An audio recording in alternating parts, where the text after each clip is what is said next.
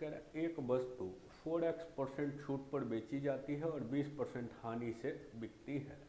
केवल x% छूट दी जाती तो 25% लाभ पर बिकता। तब कह रहा है x का मान ज्ञात कीजिए। ये तो पता है छूट किस पे होगा, तो अंकित मूल्य पे। तो पहले 4x% का छूट दिया जा रहा है, कुछ भी अंकित मूल्य रहा होगा MP। 4x% छोड़ा तो बचा कितना, 100 माइनस 4x बटा 100। लाभ हानि किस पे, क्रय मूल्य पे, तो क्रय मूल्य पे। अब 20% हानि हो रहा है तो 20% हानि का मतलब हो गया 80%। बटा 100 लिखिए ना लिखिए, प्रतिशत में लिख सकते थे। अब आगे करा, यदि x% छूट देता तो MP कुछ होता, x% छूट देता तो 100 माइनस x% होता, बटा 100 इधर भी। तब 25% लाभ होता तो 125%। या लिखना हो तो लिख दीजिए, या प्रतिशत सिंबल डालना हो तो सिंबल डाल दीजिए, बटा 100। अब x का मान पूछा, जरा देखिए इसमें दोनों साइड MP का यूज है, दोनों साइड CP का यूज। एक में दूसरे से भाग दे देते हैं, भाग अगर देते तो ये बच जाता 100 minus 4x divided by 100 minus x बराबर, इधर भाग पड़ता तो CP कट जाता, 5 से कटता 16 और 5 से 25, क्रॉस करा दीजिए, x का मान निकाल दीजिए। 2500 माइनस 100x बराबर 1600 माइनस 16x। ये इधर आ जाता तो 900 बराबर, ये 100 इधर आता तो प्लस में हो जाता तो 84x। x का मान निकालना है तो 84 से भाग, तो x बराबर 12 से कट रहा है, 7 बार में 84, 5 बार में 75, 12 से 7, 75 बटा 7 प्रतिशत। 7 से भाग दीजिए, 10 बार में 70, 5 बचा, 7 बार में 49, 1 बचा, 10.71%। ऑप्शन नंबर ए, टिक लगाइए, निकल जाइए। खड़ी है क्रय मूल्य और अंकित मूल्य 3:4 के अनुपात में। तो दो डेटा का अनुपात दिया हुआ है, क्रय मूल्य और अंकित मूल्य। तो खरीदा अगर 3x में तो अंकित किया हुआ है 4x। करें लाभ प्रतिशत अब बट्टा प्रतिशत, दोनों मान लेते हैं के ही हो, के का है मानिएगा, वो भी दे दिया, अनुपात 3:4 है तो मान लेते हैं 3 के लाभ है। तो लाभ किस पे लेगा, क्रय मूल्य पे। क्रय मूल्य है 3x, इस पे लाभ ले रहा है 3 के, तो 100 प्लस 3 के प्रतिशत हो गया, लाभ लिया। छूट, छूट कितना है, तो बट्टा है 4 के, तो छूट देगा इस पे तो 100 माइनस 4 के प्रतिशत। अंकित पर छूट के बाद और क्रय मूल्य पर लाभ के बाद मूल्य, दोनों भी क्रय मूल्य तो बराबर। अब हल कर लीजिए, प्रतिशत सिंबल और x कट गया तो ये 3 से गुना होता तो 300 प्लस 9 के बराबर 4 से गुना तो 400 माइनस 16 के। ये इधर आ जाता तो 16 9 25 के, ये इधर आता तो 100, 25 के 100 तो के बराबर हो जाता 4। अब पूछा है लाभ प्रतिशत, तो लाभ कितना है, लाभ प्रतिशत 3 के, इसलिए 3 के बराबर 12% लिख दीजिए। 3 के का मान 12%, ऑप्शन नंबर बी, टिक लगाइए, निकल जाइए। का 30%, 30% का मतलब 3/10। SP अगर 10 है तो छूट कितना है 3, तो ये दिया हुआ है SP is to discount equal to SP 10 है तो छोड़ रहा है 3। छूट प्रतिशत लाभ प्रतिशत के बराबर है, छूट प्रतिशत लाभ प्रतिशत के बराबर है। मान लेते हैं के प्रतिशत ही छूट है। अच्छा, 10 में बेच रहा है, 3 का हो रहा है इसको लाभ। इसका मतलब खरीदा कितना में होगा? 10 में बेचा और 3 लाभ हो, किताब पर छूट, अच्छा डिस्काउंट की। 10 में बेचा, 3 छूट दिया, इसका मतलब है उसने लिख के कितना रखा होगा? 13। ये तो लिख के रखा होगा 13, तभी तो 3 छूट दिया तो बिका है 10 में। ये पता है, ये दिया है छूट प्रतिशत, मान लिए छूट प्रतिशत या लाभ प्रतिशत के ही है। तो छूट किस पे देगा? अंकित मूल्य पे। अंकित मूल्य अगर 13 है या 13x ही कहिए है, तो के प्रतिशत छोड़ रहा होगा तो बचेगा कितना? 100 माइनस के प्रतिशत। लाभ हानि किस पे लेगा? क्रय मूल्य पे। क्रय मूल्य के बारे में अभी पता नहीं है, छूट प्रतिशत लेकिन लाभ प्रतिशत के बराबर है। अच्छा, ये पता है अंकित मूल्य पर छूट के बाद का मूल्य क्या कहलाता है? विक्रय मूल्य कहलाता है। अंकित पर छूट के बाद मूल्य तो विक्रय मूल्य। एक्स कट गया, प्रतिशत सिंबल का मतलब बटा 100, तो 1000, 1300 में 1000 घटता, यहाँ प्रतिशत हटाए तो डिवाइडेड बाय 100, ये 1000 है। ये है 1300 माइनस 13 के, तो 13 के बराबर 300, तो के बराबर कितना? 300 बटा 13, के का मान आ गया इतना प्रतिशत। अगर भिन्न में लिखते तो 100 से भाग, तो 3 बटा 13। इसका मतलब लाभ भी 3 बटा 13 है और छूट भी 3 बटा 13 है। कुछ भी खरीद रहा होगा तो खरीद पर 3 बटा 13 लाभ लेगा तो कितना में बेचेगा? 16 बटा 13 में बेचेगा, और जो कि है कितना? तो 10 काट दीजिए, 65 बटा 8। सीपी हो गया 65/8। अब आपसे पूछा है छूट और क्रय मूल्य का अनुपात, तो छूट कितना है? 3, और क्रय मूल्य है कितना? 65/8। रेशियो लिखते तो क्रॉस कराते तो 24:65 लिख दीजिए। 24:65, ऑप्शन नंबर बी। टिक लगाइए, निकल जाइए। एक कलम का विक्रय मूल्य बट्टा का 7 गुना है।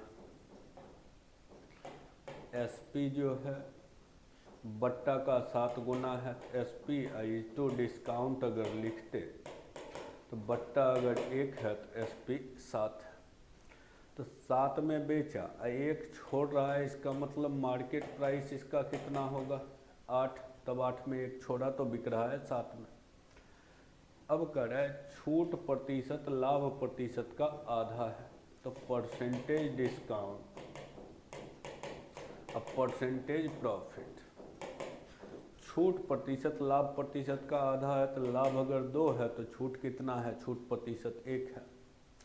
तो छूट का लाभ से अनुपात ज्ञात कीजिए। छूट प्रतिशत लाभ प्रतिशत का अनुपात नहीं, छूट का लाभ से अनुपात निकालना है, ये तय करना है। फिर वही कहानी, छूट किस पे देगा? तो अंकित मूल्य पे। अब अंकित मूल्य आपको पता है कितना है? 8।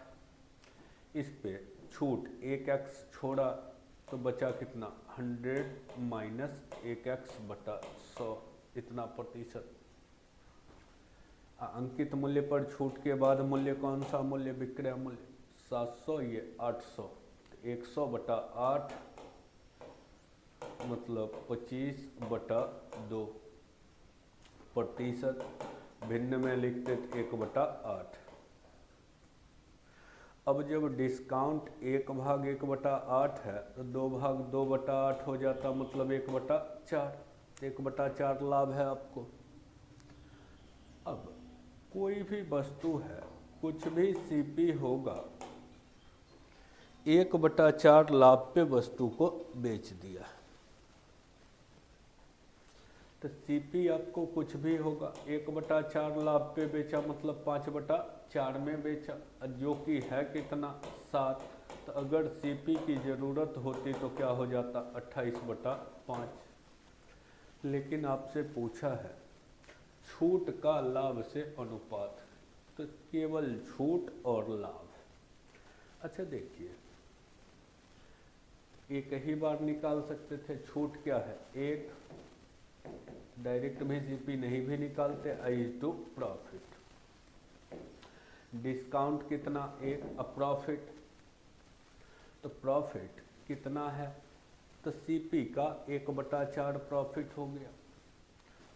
सीपी ये है, इसका 1/4, तो 4 से भाग दीजिएगा तो 7/5 हो गया प्रॉफिट। सीपी का 1/4 प्रॉफिट है, इसका 1/4 7/5, क्रॉस कराते तो 5:7। तो रेशियो 5:7 का ऑप्शन नंबर डी टिक लगाइए। का विक्रय मूल्य छूट का 2/12, तो फिर वही कहानी है, कुछ डिस्काउंट होगा, कुछ एसपी होगा। एसपी छूट का 2/12, 11/2। तो अगर डिस्काउंट 2 है तो 2 का 11/2 मतलब एसपी 11 है। 11 में बेचा और 2 का छूट दिया तो मार्केट प्राइस कितना हो जाएगा 13। सब कुछ सेम। छूट प्रतिशत और लाभ प्रतिशत बराबर, अगर छोड़ा x तो लाभ भी है x%। अब अंकित मूल्य पता है 13 है, इस पे x% लाभ लिया तो 100 + x/100 पे बेचा, जो कि बिक्री है कितना 1100। इधर हटता 1300 में 1100 घटता तो 200, ये 200/13, तो x का मान 200/13 प्रतिशत। अब भिन्न में अगर लिखना होता तो 2/13 लाभ हो रहा है इसको।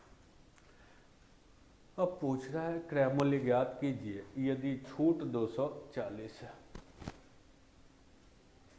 तो छूट का रकम 2/240 दिया हुआ है, क्रय मूल्य निकालना है। पहले तो लाभ लेगा किस पे, क्रय मूल्य पे। 2/13 लाभ लिया मतलब 15/13 में बेचेगा, और जो कि विक्रय है कितना तो 11। सीपी कितना हो गया 13 × 11 130, 13 143 बटा 15। तो अगर आप डिस्काउंट और सीपी का कॉम्बिनेशन निकालते, क्योंकि छूट दिया हुआ है, क्रय मूल्य पूछा है, तो डिस्काउंट = सीपी अगर करते तो डिस्काउंट 2 है और सीपी है 143/15, क्रॉस कराते तो 30:143। डिस्काउंट दिया हुआ है 240, तो 30 भाग बराबर 240, 1 भाग बराबर 8, 8 से गुना कीजिए, 8 × 3 24, 2 32 और 2 34, 3 8 3 11, 1144। अब जहाँ ऑप्शन में हो टिक लगाइए, निकल जाइए। छठा, ये भी क्वेश्चन ढंग का है, इसको पहले थोड़ा एडिट करके एक बता देते हैं, और तब तक एक काम कीजिएगा, आप अपना ट्राई कीजिएगा। अगर प्रतिशत होता तब क्या होता, फिर अगले क्लास का जब शुरुआत करेंगे, अभी एक एडिट कर देते हैं। क्वेश्चन गलत नहीं है, अभी हम बता रहेंगे अगर प्रतिशत नहीं होता, और आप बना के रखिएगा अगर प्रतिशत होता।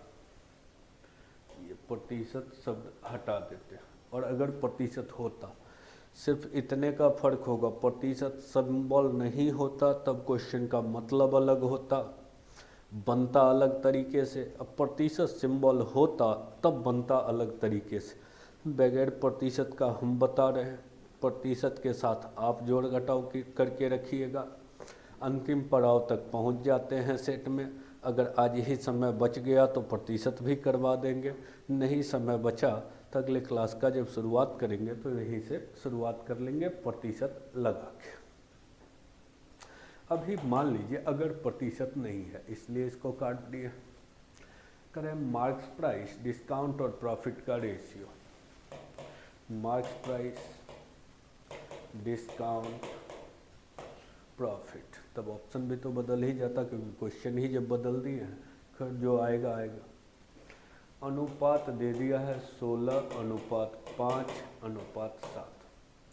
मतलब क्या हुआ, अंकित मूल्य 16 है तो छोड़ रहा है 5, तो अगर बेचने की बारी आती तो अंकित मूल्य 16 और 5 छोड़ रहा है तो इसका मतलब बेच रहा है 11 में।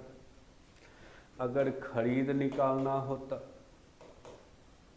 तो लाभ ले रहा है 7 और 7 लाभ लेके 11 में बेच रहा है, इसका मतलब 4 में खरीदेगा तब 7 लेगा तो 7 4 11 हो जाएगा। ये सारा संबंध बन के आ गया इससे। अब कोई एक रिलेशन दिया हुआ है, अंकित मूल्य क्रय मूल्य से 288 अधिक है, तो अंकित मूल्य और क्रय मूल्य का फासला 288 है, तो फासला कितना 12, अब 12 भाग 288, एक भाग हो जाता 24। पूछा है छूट की राशि, तो छूट की राशि कहाँ है, डिस्काउंट बीच वाला 5 भाग, तो 5 भाग बराबर कितना हो जाता, तो 5 से गुना करते 120। ये तब जब प्रतिशत नहीं लगा होता तब, तो बेसिक क्वेश्चन बन जाता आपका। लेकिन अब इसमें प्रतिशत को इंक्लूड कर दिया है, जोड़ दिया है, तो थोड़ा सा अपना जोड़ घटाव जरा कीजिए, ट्राई कीजिए, फिर लास्ट आते आते फिर से प्रतिशत लगा के कहानी कर देंगे। आंसर प्रतिशत जब लगा होगा तब होगा 162। ठीक है, बताए नहीं है। करें 12 वस्तु का क्रय मूल्य 9 वस्तु के विक्रय मूल्य के बराबर है, 10 वस्तु का बट्टा 5 वस्तु के लाभ के बराबर है। जैसे कहा लिख दीजिए, 12 का क्रय मूल्य और 9 का विक्रय मूल्य बराबर, तो 12 का सीपी और 9 का एसपी बराबर। रेशियो लिखते तो क्या हो जाता, सीपी अब बटा एसपी बराबर 9/12, तो 3/4, तो 3 का खरीदा हुआ बेच रहा है 4 में। फिर करें 10 का डिस्काउंट 5 का प्रॉफिट बराबर, अब फिर लिखिए 10 का डिस्काउंट अब बराबर है 5 का प्रॉफिट। रेशियो निकालिए, discount is to profit equal to कितना हो जाएगा, 1:2।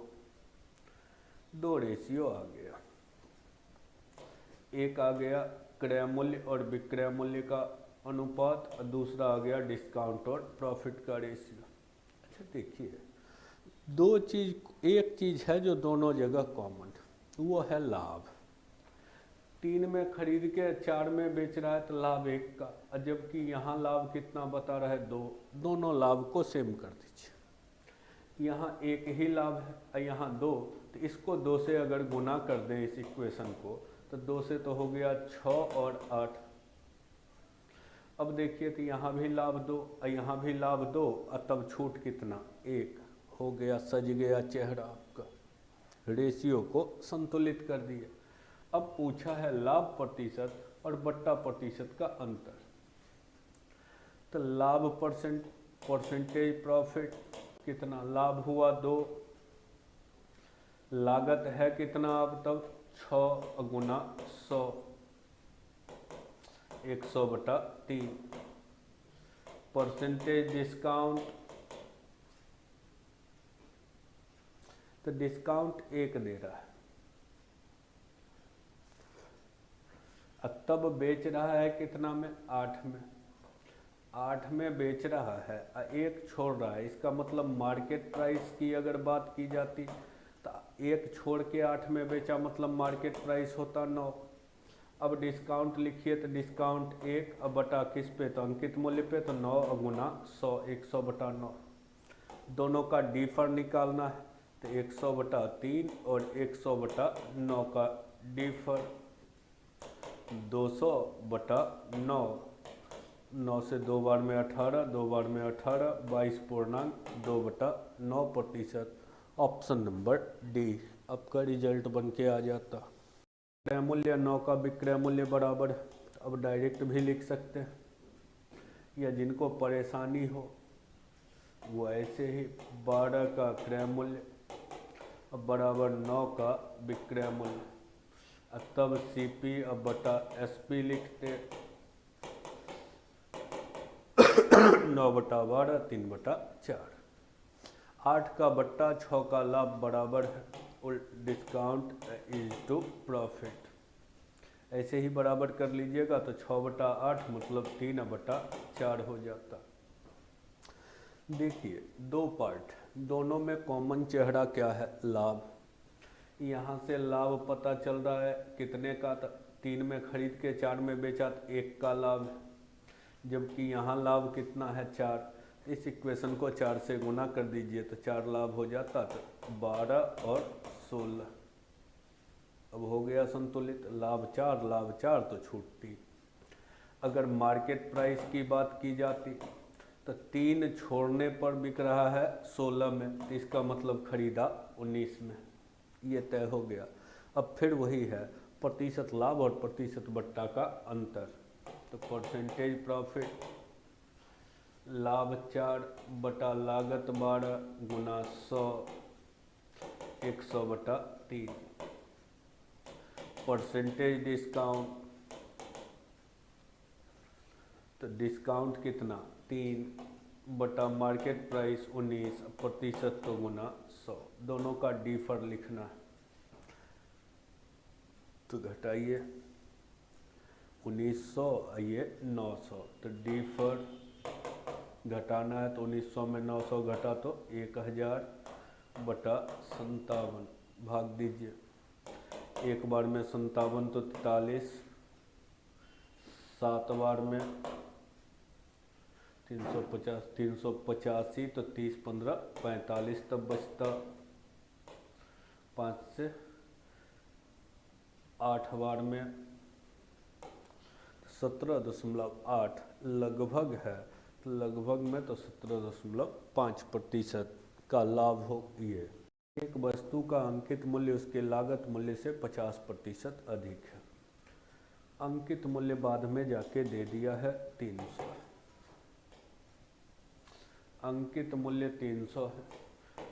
CP से 50%, लागत से 50% ज़्यादा, तो 3/2 है अंकित मूल्य, तो CP आपका कितना हो गया 200। तो ये दिया हुआ है एक वस्तु का मार्केट प्राइस अगर 300 है तो कॉस्ट प्राइस आपका 200 है। अब करें अंकित मूल्य 20% बढ़ा दिया जाए, तो 20% बढ़ाएगा तो कितना 6/5 करेगा, 360 कर दे अंकित मूल्य। विक्रय 20% बढ़ा दे, अब विक्रय मूल्य का कोई चर्चा है नहीं, कुछ भी मान लेते हैं, इसको 20% बढ़ा दे तो 1.2 या 6/5x कर दे, तब लाभ 2 गुना। क्रय मूल्य में कहीं कोई बदलाव का चर्चा नहीं है, तो क्रय मूल्य 200 था तो 200 ही है। ऐसी स्थिति में ऐसा होने पे लाभ 2 गुना, तो लाभ मतलब विक्रय मूल्य माइनस क्रय मूल्य, तो पुराना लाभ तो x माइनस 200, और नया लाभ तो 1.2x माइनस 200। तब करा ऐसी स्थिति में लाभ 2 गुना हो जाता है, मतलब पहला जो लाभ था उस लाभ का 2 गुना ये लाभ।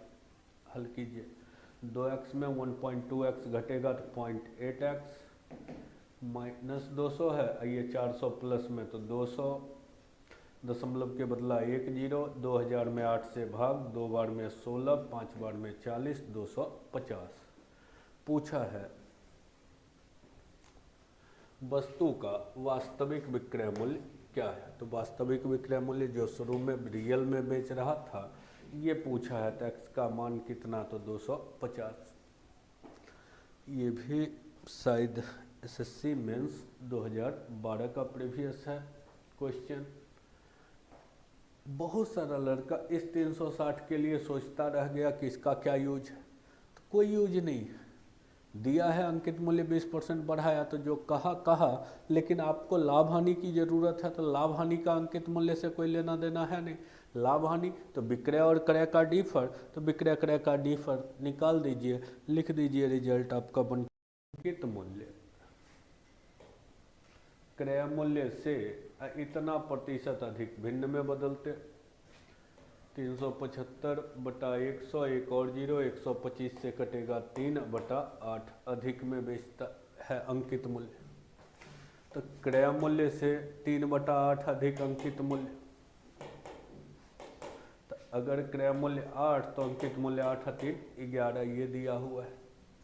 विक्रय और अंकित दोनों इतना प्रतिशत बढ़ाया जाए, तो विक्रय का तो कोई चर्चा है नहीं, अंकित भी बढ़ाया जाए तो एसपी का कोई चर्चा है नहीं, तो मान लेते हैं एसपी को एक्स मान लेते हैं। कर दोनों को, विक्रय और अंकित दोनों को इतना प्रतिशत बढ़ाया जाए, इसको भिन्न में बदलिए, 400/9 4/9 हो जाएगा, भिन्न में बढ़ाया जाए। विक्रय अंकित दोनों को, तो अंकित को भी 4/9 बढ़ाने का मतलब कितना, 13/9 करना, तो इसका 13/9 कीजिए, 130 13 143/9 अंकित कर दिया जाए। विक्रय को भी 4/9 बढ़ाना मतलब 13/9, तो नया विक्रय मूल्य भी कर दिया जाए 13/9x, 13/9 गुना ये कर दिया जाए। अब करें, कुर्सी का प्रारंभिक अंकित मूल्य दिया हुआ है, अब प्रारंभिक विक्रय मूल्य ज्ञात करना है। तो प्रारंभिक अंकित मूल्य दिया हुआ है, डेटा लेके ही बना देते हैं, ज़्यादा बढ़िया रहेगा।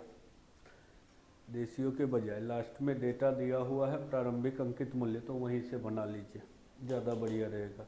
जब डेटा दिया है तो यूज कर लीजिए, इसको हटाते हैं।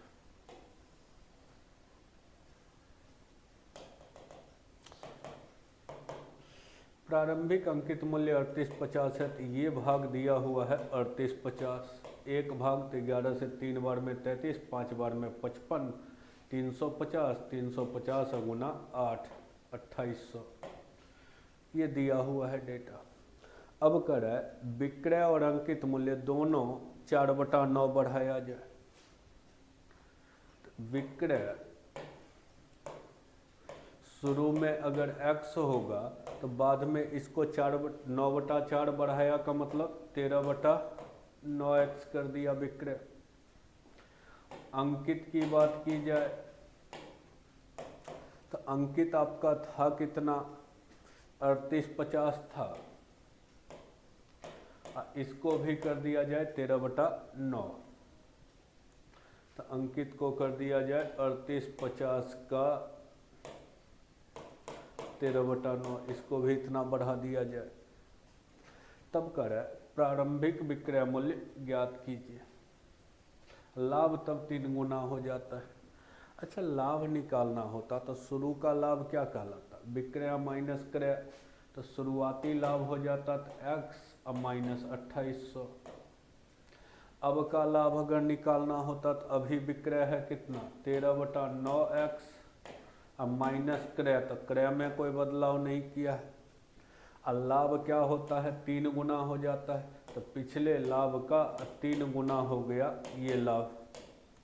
कहने का मतलब ये है कि इस प्रश्न में भी उसी प्रश्न की तरह इस लाइन का कोई ज़रूरत नहीं पड़ा, x निकालना है तय कर लीजिए, आरंभिक विक्रय मूल्य x, इससे निकल जाएगा। तो ये जो लाइन लिखा जैसे उसमें अंकित मूल्य 300 से 360 कर दिया, कोई यूज नहीं, तो इसमें भी अंकित मूल्य कितना किया, इसका कोई यूज नहीं रहा, x निकालिए। अब ये 9 इधर ही एलसीएम ले लेते, तो 9 इधर 27 x माइनस 27 गुना 2800, 9 गुना तो 13x माइनस 9 गुना 2800, ये इधर आके घटेगा तो 14x, ये उधर प्लस हो जाएगा तो 2800 कॉमन, और 27 में 9 घटा तो 18 14 से कट जाएगा 2 बार में 28, तो 200 गुना 18 बराबर 3600। एक्स का वैल्यू कितना होगा, तो 3600 निकाल के लिख दीजिए, एक्स बराबर 3600। Option number A. करें 20% लाभ पर बेची जाने वाली वस्तु पर 10% बट्टा दे दिया जाए तो बेची गई इकाइयों की संख्या 2 गुनी हो जाती है। पिछले लाभ वर्तमान लाभ का अनुपात। डेटा का कोई चर्चा नहीं है क्वेश्चन में, तो मान लेते हैं 100 मान के बना लेते हैं। 20% लाभ पर बेची जाती थी। अगर खरीद 100 था तो प्रॉफिट होता था, ये बेचता था 20% लाभ पर तो 120 में, प्रॉफिट इसको कितना होता था, तो 20 रुपया। अब कह रहा है यदि 10% उस पर बट्टा दे दिया जाए तो 120 में जो देता था वो ना दे के 10% छोड़ देते, 120 का 10% 12 रुपया छोड़ेगा तो 108 में बेचेगा। वस्तु 100 का ही है, पहले 120 में बेच रहा था, अब 10% छोड़ के तो 108 में बेचेगा, तो लाभ कितना होगा, 8 होगा। अब कह रहा है लेकिन बेची गई इकाई की संख्या 2 गुनी होती है, तो पहले एक वस्तु अगर बिकता था तो अब 2 वस्तु बिकने लगा है, तो अब 2 वस्तु बिकने लगा है। करे पिछले लाभ वर्तमान लाभ का अनुपात, तो पहले देखिए कितना लाभ कमाता था, एक वस्तु बेचता था 20 रुपया, अब 8 रुपया लाभ हो रहा है वस्तु पर, लेकिन वस्तु कितना बेच रहा है, 2, तो एक वस्तु पर 8 तो 2 वस्तु पर 16। रेशियो लिख दीजिए, 4 से कटा 5 अनुपात 4, तो लिख दीजिए 5:4। ऑप्शन नंबर बी टिक लगाइए, निकल